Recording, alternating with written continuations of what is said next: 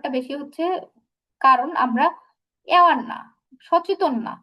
আমরা ওইভাবে চিন্তাই করি না যে কি করা দরকার, আহ, কেন আমরা এটাকে ওইভাবে ইউজ করব, এই জিনিসগুলো সম্পর্কে জানি না। তো আমাদেরকে তাদেরকে বলতে হবে যে আমরা যদি চিন্তা করি যে আমাদের টোটাল পানি 100 ভাগ, 100 ভাগের ভিতর 97 ভাগই হচ্ছে আমরা জানি যে সমুদ্রের পানি, যেটা কিন্তু আমরা লবণ ছাড়া অন্য কোনো কাজে ব্যবহার করতে পারছি না। আমাদের ইন্ডাস্ট্রিয়াল প্রসেস বলেন বা খাওয়ার বা ডোমেস্টিক কোনো পারপাসই আমরা কিন্তু ওই পানি দিয়ে সার্ভ করতে পারছি না। তো 97 ভাগ কিন্তু আমার চলেই গেল।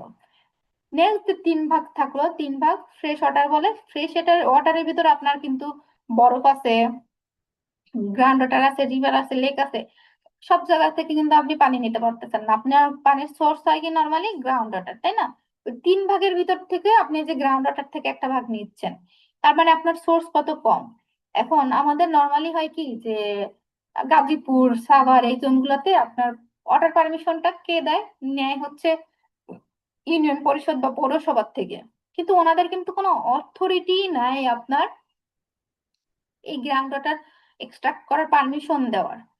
এটা দেয় হচ্ছে পানি ব্যবস্থাপনা সংস্থা, যেটা হচ্ছে ওয়ারপো নাম, ওনাদের হচ্ছে অথরিটি আছে এটা। তো দেখা যায় এটার জন্য কিন্তু তাদেরকে একটা বছর শেষে একটা নির্দিষ্ট অ্যামাউন্ট চার্জ দিতে হয়, যে আপনি কতটুকু পানি তুললেন সেটার উপরে কিন্তু তাদেরকে একটা চার্জ দিতে হয়। তো এটার প্র্যাকটিসটা এখনো 100% বাংলাদেশে হয় নাই, কেউ কেউ শুরু করছে, অনেক বায়ার এখন এটা নিয়ে কথা বলা শুরু করছে। বাংলাদেশ বর্তমান সরকারের থেকেও একবার মাঝে ঘোষণা আসলো যে ওয়াটারের জন্য তারা মিটারিং সিস্টেম করে ওয়াটারের একটা চার্জ তারা করবে। যদিও এখনো তারা করে নাই, কিন্তু দেখ এরপরে যারা আসবে ভবিষ্যতে কিন্তু এটা হবেই, হ্যাঁ। তখন কিন্তু আমাদের জন্য খুব ডিফিকাল্ট হয়ে যাবে। আমরা অভ্যস্ত হয়ে গেছি যে যদি বলি যে একটা ফেব্রিক ডাইং করতে আমার লাগে যদি 60 লিটার পানি, আমি ইউজ করতেছি 150 বা 200 লিটার পানি। এটা আমরা তো মনে করি যে পানি তো আছেই তাই ব্যবহার করতেছি। তো এই অ্যাভেলেবিলিটির কথা চিন্তা করে এরকম করতেছে, কিন্তু আমাদেরকে তাদেরকে অ্যাভয়েড করতে হবে যে কত কম পানি ইউজ করে আমরা আমাদের কাজটা করে নিতে পারি, হ্যাঁ। যাতে যে আমাদের ফিউচার জেনারেশন তারা যেন তাদের চাহিদাটা পূরণ করতে পারে।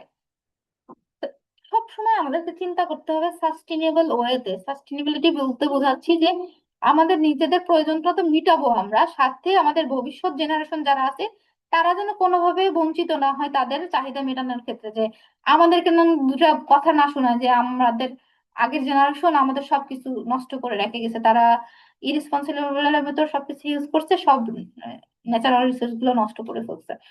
তো আমাদেরকে এটা চিন্তা করতে হবে যে আমরা কিভাবে পরিমিত উপায়ে আমাদের পারপাসটা বা আমাদের উদ্দেশ্যটা পূরণ করতে পারি এবং ভবিষ্যতের জন্য সবকিছু রেখে যেতে পারি। যেমন ওয়ার্ল্ড হেলথ অর্গানাইজেশন, যদি WHO, এদের একটা ইয়ে আছে, সার্ভে আছে, সেখানে বলা হয় কি যে একটা মানুষের আপনার দৈনন্দিন কাজের জন্য, বেসিক কাজের জন্য আপনার প্রতিদিন 50 থেকে 100 লিটার পানি লাগে। এই দৈনন্দিন কাজের ভিতর কি পড়তেছে আপনার পানি, খাবার পানি, আপনার গোসল, কাপড় চোপড় ধোয়া, রান্না বান্না, এই যে সব কিছু চলে আসতেছে আপনার এই দৈনন্দিন কাজে। এই কাজে একটা মানুষ প্রতিদিন 50 থেকে 100 লিটার পানি ব্যবহার করে। আর সেখানে আপনি যদি অ্যাভারেজ ফেব্রিক পার কেজিতে ধরেন, তখন হচ্ছে কিছু কিছু ক্ষেত্রে আপনার যে ওয়াটার কনজাম্পশন সেটা প্রায় 160 লিটারও বেশি ব্যবহার করে।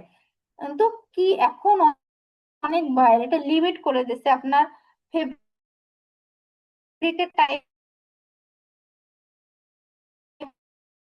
অনুযায়ী 40 থেকে ব্যবহার করতে পারবেন না। তো ওইভাবে কিন্তু এখন প্রসেসে যেমন মেশিনে ইয়া থাকে এনার্জি মিটার, তেমনি কিন্তু ওয়াটার মিটার গুলো ইয়া করে দিচ্ছে। অনেক অনেক ফ্যাক্টরি যারা সাস্টেনেবিলিটি নিয়ে অনেক কিছু চিন্তা করে, তারা কিন্তু এই ওয়াটারটাকেও এভাবে ট্র্যাকিং করে।